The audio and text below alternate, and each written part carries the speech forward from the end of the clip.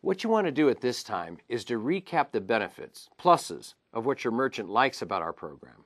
Stay away from their negative questions. They were asked prior to this point, and you addressed them at that time. And most no's are really yeses in disguise. Stories of prior experiences are some of the best selling tools you have in your bag. If you can relay a story of a merchant that had similar concerns or issues, that overcame them and had success with the product, or a merchant that decided to take a pass and it turned out to be a real bad choice for them, or a merchant that saw the errors in their thinking and called you back to take the services and from that point on profited from their rethinking of the program, then you have a true key to success. If you paint a good mental picture, your merchant will visualize themselves as the hero in their vision and virtually sell themselves. Now, before you go into the final close, reconfirm that this person is the owner and sole decision maker. No one else is needed to make the decision.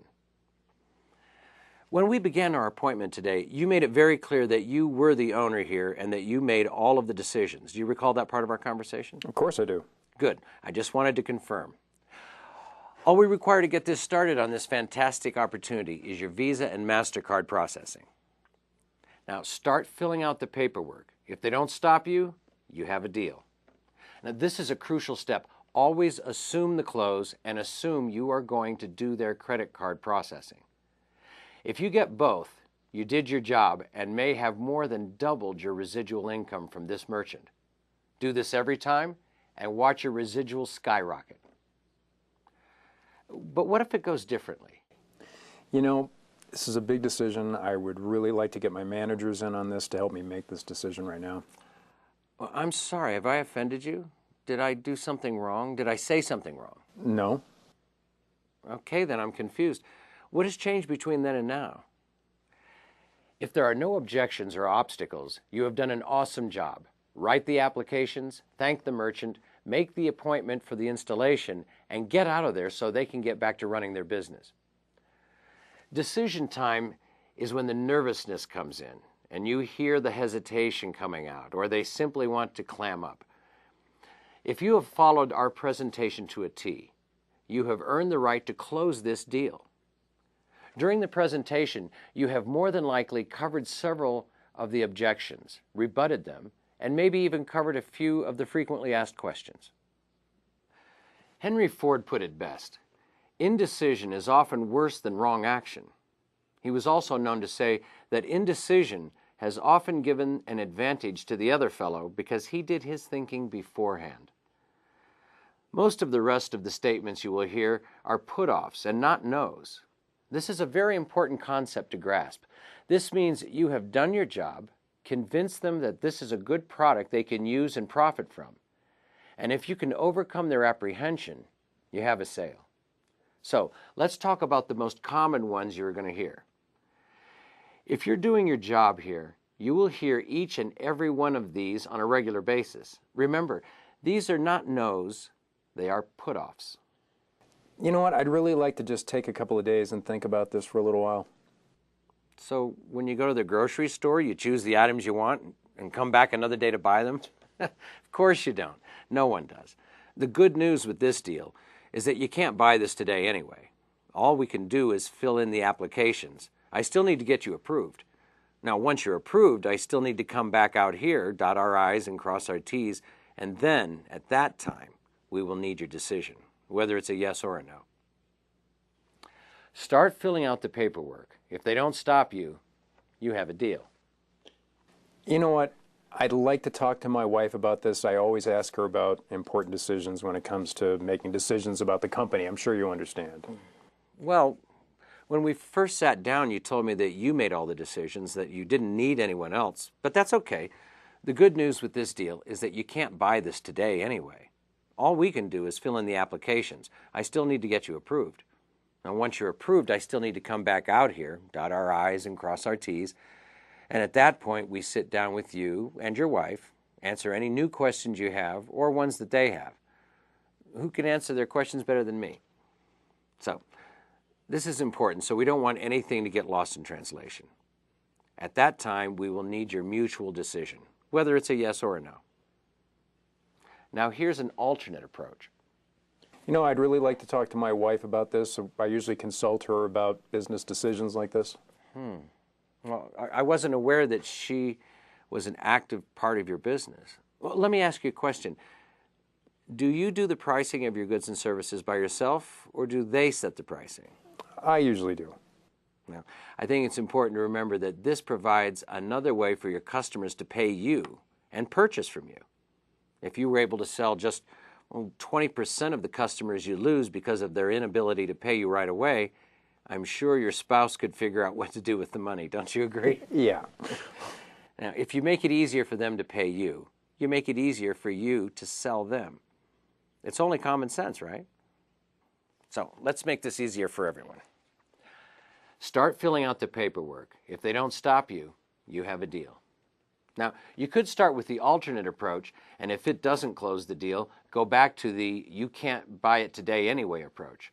Once the deal is signed, the merchant has mentally committed to the deal. I'd really like to have my bookkeeper take a look at these numbers and just run them one more time for my benefit, really. Why? You aren't going to fire them, are you? Please don't do that.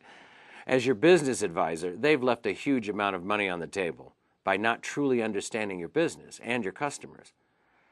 I think it's important to remember that this provides another way for your customers to pay you and purchase from you.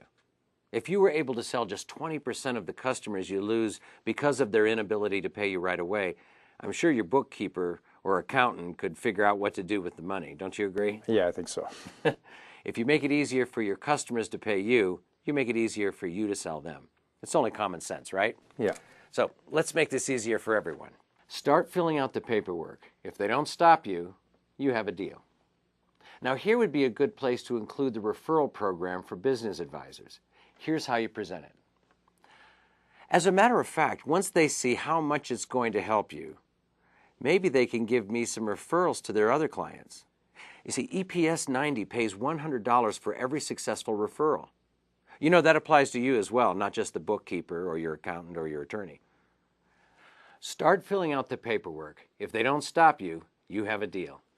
You know, I really don't have that kind of money to put into the program right now. Well, listen, this product isn't expensive, and it doesn't take all that much money for you to do. So I'm guessing what you're really saying is that you don't trust me. I'm sorry, have I offended you? No. Did I do something wrong? Did I say something wrong? No. Okay, I guess it's all about the money up front, because after that point, the program generates the money to pay for itself. Am I on the right track here? Yeah. Okay. I'll tell you what I'm going to do for you, because I know how well this will work, and for you and for your customers. You know, I've seen it before in a lot of businesses, just like yours. I know this will help your business so much that I'm going to go ahead and set you up. And I'll pay all the upfront fees. Now, once you find out how well this is going to work for you, you can pay me back from the extra profits.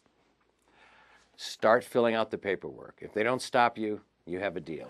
No, I can't let you do that. So, I can't have you paying the cost. Don't worry. I've done it before, and it's worked out every time.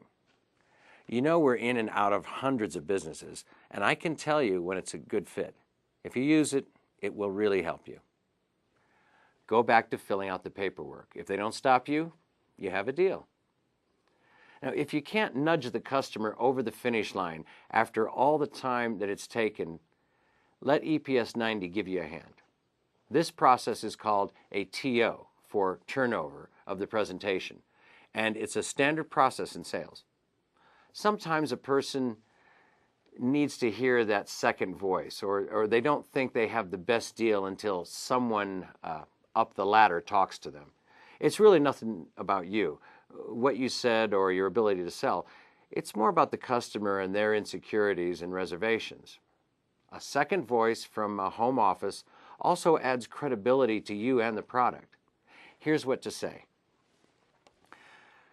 Well, we both know it's about money, and I'm out of ideas, but EPS 90's national sales director is actually a buddy of mine, and if there's anyone that can do anything different or more, it would have to be him.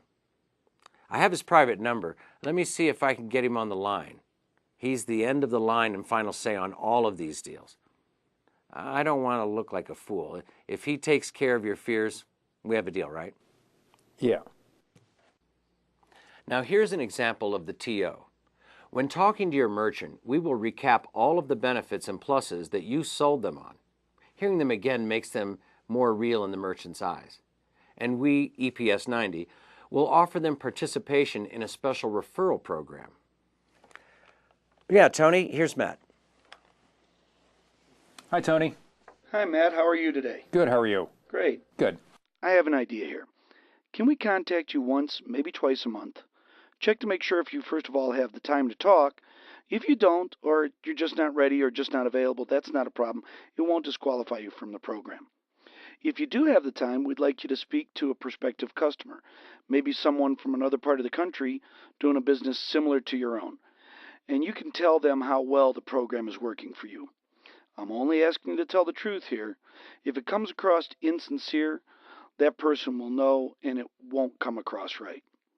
We know the program is going to work for you, and the best salesman is a satisfied customer. Would you be willing to do that for us? Yeah, I will. I do have one provision that I've got to ask you about. We don't want you to talk about price. Okay. We can't compensate everyone the same way that we're going to do with you. Do you agree to those terms and conditions I just described? Yeah, I do. Great. Here's what we can do.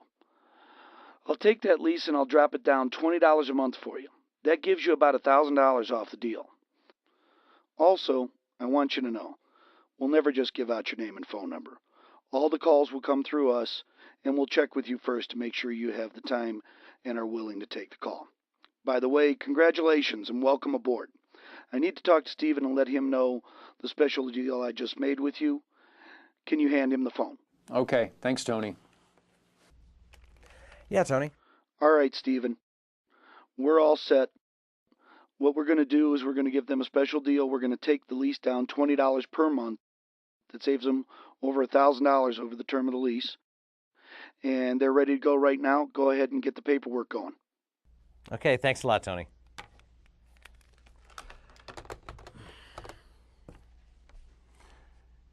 Get off the phone, hang up, tell your customer, wow, that's awesome. Start filling out the paperwork. If they don't stop you, you have a deal. Now, this is the takeaway. When the paperwork is done, you need to do a takeaway. Now, this is a difficult thing to have a salesperson do, but it makes your deal rock solid. You must do the takeaway. Once the application is filled out, and as you are starting to slide the form over to be signed by the merchant, halfway between you and the merchant, you need to take it away by pulling the form back and saying the following.